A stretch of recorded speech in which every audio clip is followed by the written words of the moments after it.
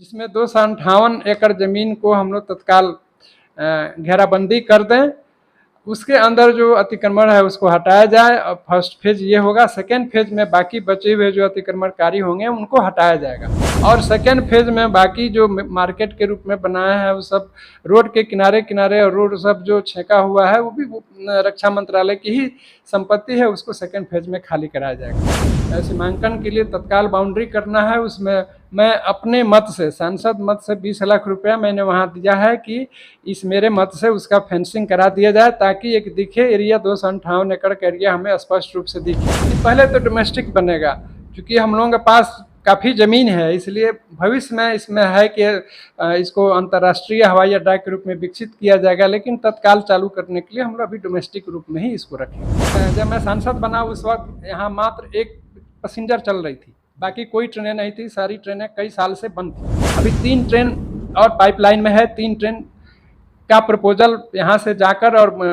Railway board में पड़ा हुआ है। उसमें एक ट्रेन है बनारस के लिए, जहाँ की बनारस हम लोगों का धार्मिक स्थल है। लोग पूजा भी करने जाते हैं, हमारे विद्यार्थीगण वहाँ पढ़ने भी जाते हैं। BHU एक बहुत बड़ा अस्पताल है, वहाँ इलाज कराने भी जाते हैं।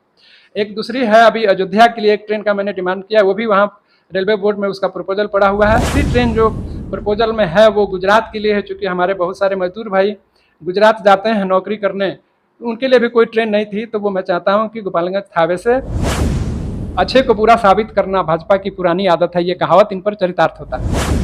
नमस्कार। अभी हमारे साथ गोपालगंज के माननीय सांसद डॉक्टर आलोक कुमार सुमन जी हैं, जो मौजूदा राजनीति, बिहार की जो राजनीति है उस राजनीति को लेकर के चर्चा करेंगे। बाकी एक और चर्चा चल रही है साबिया एयरपोर्ट को लेकर के, और या कुछ थावे से जो रेलवे है उसको लेकर के हम इनसे चर्चा करेंगे और जानने का प्रयास करेंगे कि साबिया एयरपोर्ट का काम जो चल रहा है आगे की किस गति से चलेगा, कब तक ये काम जो है कंप्लीट होगा। बहुत बहुत स्वागत है सर आपका। बहुत बहुत धन्यवाद आपका। एक साबिया एयरपोर्ट की जो चर्चा थी पहले, जो है बहुत दिनों से हम लोग सुन रहे हैं कि साबिया एयरपोर्ट बनेगा, लेकिन अभी इस काम में जो है गति कहीं ना कहीं दिखाई दे रही है। लोगों के अंदर भी एक चर्चा का विषय बन गया है कि अब साबिया एयरपोर्ट में काम जो है चालू हो गया है, नापी का काम चल रहा है। देखिए, साबिया एयरपोर्ट के बारे में मैं जब से यहाँ के जनता का आशीर्वाद मिला, आप सबकी आशीर्वाद मिली, मैं यहाँ का प्रतिनिधित्व करना शुरू किया, तो उसमें साबिया एयरपोर्ट को चालू करना मेरा एक सपना था कि कभी ये कहीं खो गया था, सब लोग भूल चुके थे इसको। इसलिए सबसे पहले मैंने इसके ज़मीन को ढूंढना शुरू किया। वो ज़मीन किसकी है, कहीं कोई उसका रिकॉर्ड नहीं था, न भारत सरकार के पास, न बिहार सरकार के पास, न जिला के पास। रिकॉर्ड खोजने में हमें 1.5 साल लग गए। फिर 1.5 साल लगने के बाद अंत में भारत सरकार ने इस चीज़ को स्वीकार किया कि वो रक्षा मंत्रालय की संपत्ति है। फिर मैंने अपने माननीय मुख्यमंत्री जी से निवेदन किया। माननीय मुख्यमंत्री जी ने भी मुझे दिशा निर्देश दिए और मैं रक्षा मंत्रालय से मिला और रक्षा मंत्रालय से और नगर विमानन मंत्रालय से अनुरोध करके उसको उड़ान योजना में शामिल किया। उड़ान योजना है पूरे देश का आम नागरिक, इसी योजना के तहत इसको उड़ान योजना में शामिल कराया। उड़ान योजना में शामिल करने के बाद अब होती है प्रक्रिया बोली की, जैसे एयरलाइन से बोली लगाती हैं, लेकिन एयरलाइंस बोली इसमें नहीं लगा पा रही थी कि एयरपोर्ट जैसी कोई चीज़ यहाँ दिखी नहीं रही थी, लगता था कि एक छोटा फील्ड है। तो फिर मैंने रक्षा मंत्रालय को लिखा। रक्षा मंत्रालय ने सर्वे किया तो यहाँ पता चला कि 338 एकड़ में लोग ज़मीन का अतिक्रमण किए हुए हैं, जिसमें 1011 की संख्या है। फिर अगला कदम हुआ कि मैंने प्रयास करना शुरू किया अतिक्रमण हटाने के लिए, तो फिर उसमें रक्षा मंत्रालय मदद की और रक्षा मंत्रालय ने पटना के अपने भू संपदा अधिकारी को निर्देश दिया कि इसकी सर्वे कराकर और उसके बाद इसके अतिक्रमण को हटाने की जिला प्रशासन और बिहार सरकार के सहयोग से आप करें। उसी क्रम में 4 बार सर्वे हुआ, पूरी टीम आई, जिला प्रशासन की भी टीम थी, बिहार सरकार की भी टीम थी, रक्षा मंत्रालय की टीम थी। 4 बार इसका सर्वे हुआ। उसके बाद 5वीं बार सर्वे हुआ इसी महीने, पिछले महीने 17 तारीख को, जिसमें उस वक्त मैं भी उपस्थित था। सर्वे हुआ। सर्वे में ये हम लोगों ने फैसला किया कि तत्काल हमें 258 एकड़ ज़मीन की ज़रूरत है। वो तो है 473 एकड़ टोटल, जिसमें 258 एकड़ ज़मीन को हम लोग तत्काल घेराबंदी कर दें। उसके अंदर जो अतिक्रमण है उसको हटाया जाए। और फर्स्ट फेज ये होगा। सेकेंड फेज में बाकी बचे हुए जो अतिक्रमणकारी होंगे उनको हटाया जाएगा। उसी क्रम में ये भी फैसला लिया गया कि जो भूमिहीन है, जिनके पास कहीं कोई भूमि नहीं है, उनको उनकी वैकल्पिक व्यवस्था करके उनको दूसरे जगह बसाया जाएगा। और सेकेंड फेज में बाकी जो मार्केट के रूप में बनाया है वो सब रोड के किनारे किनारे, और रोड सब जो छेका हुआ है वो भी रक्षा मंत्रालय की ही संपत्ति है, उसको सेकेंड फेज में खाली कराया जाएगा। वो उसी की प्रक्रिया चल रही है। अभी आप वहाँ पता करेंगे कि अभी 3 से 4 दिन से भू संपदा अधिकारी पटना से आए हुए हैं और अमीन सब लोग उसकी मापी कर रहे हैं, और मापी करके सीमांकन करेंगे। सीमांकन करने के बाद मैंने चूँकि सीमांकन के लिए तत्काल बाउंड्री करना है, उसमें मैं अपने मत से, सांसद मत से 20 लाख रुपया मैंने वहाँ दिया है कि इस मेरे मत से उसका फेंसिंग करा दिया जाए, ताकि एक दिखे एरिया 258 एकड़ का एरिया हमें स्पष्ट रूप से दिखे। जब ये प्रक्रिया पूरी हो जाएगी फिर नागर विमानन मंत्रालय उसमें बिडिंग करेगी। एयरलाइंस बिडिंग में कोई भी एक एयरलाइंस बिडिंग कर देती है तो उसमें यहाँ के बाकी बनाने का कार्य शुरू हो जाएगा, और जैसे वो कार्य पूरा होगा हम लोगों के जहाज भी चलने का काम शुरू हो जाएगा। इसमें हम एक और सर चर्चा चल रही है कि एयरपोर्ट बनेगा तो इंटरनेशनल बनेगा या पहले डोमेस्टिक का बनेगा, उसके बाद जो है इंटरनेशनल होगा? नहीं, पहले तो डोमेस्टिक बनेगा, क्योंकि हम लोगों के पास काफ़ी ज़मीन है, इसलिए भविष्य में इसमें है कि इसको अंतर्राष्ट्रीय हवाई अड्डा के रूप में विकसित किया जाएगा, लेकिन तत्काल चालू करने के लिए हम लोग अभी डोमेस्टिक रूप में ही इसको रखेंगे। जी, एक और सर रेलवे की बात हो रही है कि हम लोग गोपालगंज में पूर्व में बहुत सारे सांसद भी हुए, लेकिन गोपालगंज में एक बड़ी जो लाइन की अगर ट्रेन बोलें या तो महानगरों से जो कनेक्ट करती है जो ट्रेनें, वो नहीं मिल रही थी। और आप भी जब से सांसद बने हैं तब से लगातार प्रयास कर रहे हैं, तो बहुत सारे ट्रेनों को आपने चालू भी करवाया, तो आगे क्या कुछ इस पे करना? देखिए, जब मैं सांसद बना उस वक्त यहाँ मात्र एक पैसेंजर चल रही थी, बाकी कोई ट्रेनें नहीं थी, सारी ट्रेनें कई साल से बंद थी। मैंने संसद में सवाल उठाकर मंत्री महोदय से मिलकर अपने मुख्यमंत्री जी से मार्गदर्शन लेकर उस चीज़ को वहाँ उठाया और उसमें प्रयास में लगा रहा। मुझे 3 ट्रेनें मिली, जो पटना से पाटलिपुत्र से गोरखपुर तक एक ट्रेन चलती है, एक ट्रेन आपको छपरा से लखनऊ तक चलती है, जो बहुत पहले चलती थी, सप्ताह में 2 दिन, उसको मैंने प्रतिदिन किया और नए ढंग से उसकी शुरुआत हुई।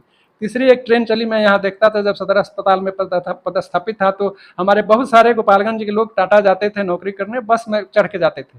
मुझे महसूस होता था कि इतनी लंबी जर्नी बस से करना सुरक्षा की दृष्टि से ठीक नहीं है, इसलिए मैंने एक ट्रेन टाटा के लिए थावे से मांग करके उसको स्टार्ट करवाया। तो थावे से टाटा एक ट्रेन चल रही है। अभी 3 ट्रेन और पाइपलाइन में है। 3 ट्रेन का प्रपोजल यहाँ से जाकर और रेलवे बोर्ड में पड़ा हुआ है। उसमें एक ट्रेन है बनारस के लिए, जहाँ की बनारस हम लोगों का धार्मिक स्थल है, लोग पूजा भी करने जाते हैं, हमारे विद्यार्थीगण वहाँ पढ़ने भी जाते हैं, बीएचयू एक बहुत बड़ा अस्पताल है, वहाँ इलाज कराने भी जाते हैं।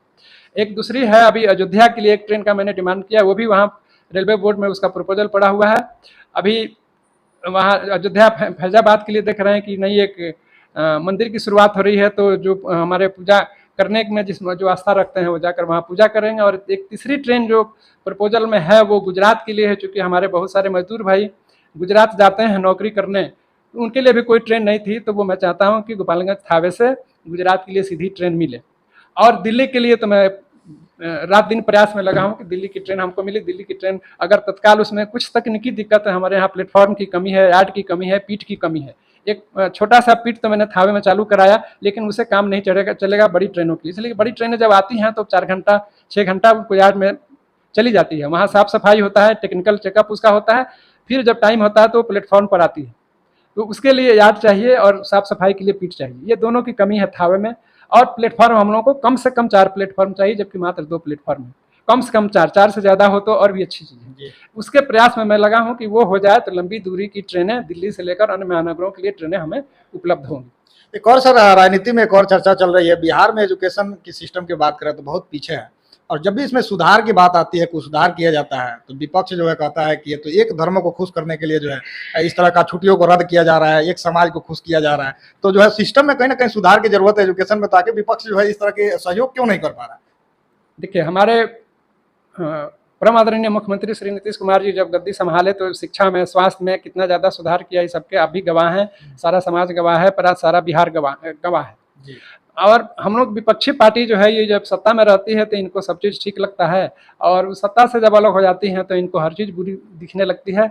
जो कहते हैं ना कि इनकी आदत है कि अच्छे को बुरा साबित करना, भाजपा की पुरानी आदत है, ये कहावत इन पर चरितार्थ होता है। एक नीतीश कुमार का पुतला भी दहन कर रहे हैं, कह रहे हैं कि ये तो है, ये शिक्षा को लेकर के जो है एक धर्म को विशेष को जो है शरिया कानून लागू कर रहे हैं, ये जो है बर्दाश्त नहीं करेगा हिंदू समाज। तो इसमें शिक्षा में कहीं ना कहीं बदलाव की जरूरत है, सुधार की जरूरत है। बच्चे स्कूल में जाएंगे तभी तो पढ़ेंगे, तो इसमें जो है उन लोगों को क्या दिक्कत हो रही है आखिर? उन लोगों को विरोध करना काम है। अभी आपने मैंने बोला ना कि अच्छे को बुरा साबित करना इनकी बहुत पुरानी आदत है, जी तो उसी के तहत इसको भी सब वो कर रहे हैं। छुट्टियां बहुत ज़्यादा स्कूल में होती थी, अगर उसको कुछ कम की जा रही हैं तो बच्चों के फायदे के लिए किया जा रहा है। ज़्यादा दिन बच्चों का क्लास होगा तो ज़्यादा पढ़ेंगे, अच्छे से पढ़ेंगे, इसमें क्या बुराई है। और कहीं भी शरिया कानून सरकार नहीं लागू करती है। हमारी सरकार का एकमात्र शुरू से मुख्यमंत्री जी का ये नारा है कि न्याय के साथ विकास, समावेशी विकास। इसमें न्याय के साथ विकास का मतलब ही है कि समाज के हर तबके के लिए, हर धर्म के लिए से एक समान सुविधा। इसलिए इस तरह की कहीं कोई बात नहीं है। हम लोग समाज में सद्भावना कायम कर और समता साबित करना चाहते हैं, और यही हमारे माननीय मुख्यमंत्री जी का उद्देश्य भी है, जिसको जो इनसे देखा नहीं जाता है और अनावश्यक विरोध करता है। एक और सर, महागठबंधन एक तरफ पहले था, लेकिन अब जो है इंडिया बन गया है, तो वो लोग का कह रहे हैं कि इंडिया में डॉट डॉट लगा है, तो ये इकट्ठा नहीं है, ये तो सब लोग अलग अलग हैं, और समय के साथ साथ जो है एक कह रहे हैं कि एक तराजू पे मेढक को नहीं तौल सकते हैं। ये सभी लोग अपने अपने फायदे के लिए जुड़े हैं और धीरे धीरे सब लोग जो है भाग जाएंगे, इनको तौल नहीं सकते हैं। देखिए, अभी तो आप सुना होगा कि एनडीए में 38 पार्टियां हैं। 38 पार्टियों में आप 38 नेता आप ढूंढ लीजिए कौन कौन है, 38 नेता का चेहरा कहीं दिखता नहीं है। जब इंडिया बना उसे डर के, उसे भयभीत होकर इन्होंने फिर अलायंस बनाया, अपने अलायंस को बड़ा किया और 38 पार्टियों को शामिल किया। हमारी पार्टी 28 पार्टियों का भी तीसरी बार बैठक हुई है, और इसमें सारे एक से एक दिग्गज नेता है, और जिसका संचालन हमारे मुख्यमंत्री जी इसके सूत्रधार हैं, इसके संचालन करता हैं, वो कर रहे हैं।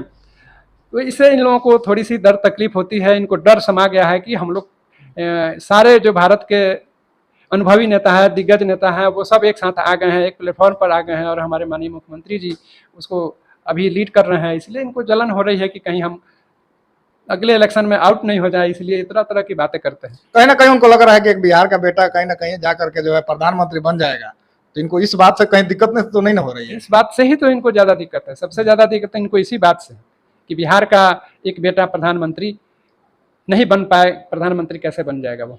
जी जी। एक और राजनीतिक गलियारों में एक और चर्चा है सिवान गोपालगंज को लेकर के, कि सिवान गोपालगंज में फिर जो है सीट जो है जदयू के पक्ष में ही आ रहा है, तो उसको लेकर के सर अगर जदयू के पक्ष में आता है तो आगे भी हो सकता है कि ये टिकट, क्योंकि यहाँ के जनता की भी एक डिमांड है कि फिर आलोक कुमार सुमन जी को ही मिलना चाहिए, और वो क्योंकि साबिया मुद्दा जो एकदम दब गया था वो आपने उठाया, और जहाँ तक ट्रेनों की बात है बहुत सारे ट्रेनें आपने चालू करवाई। अगर आपको जनता जो है प्यार देती है, अगर अपना सहयोग करती है, तो आगे सर आपके लिस्ट में क्या क्या ऐसा मुद्दा है गोपालगंज को जो विकास में जो है गोपालगंज को बहुत मतलब कारीगर साबित हो?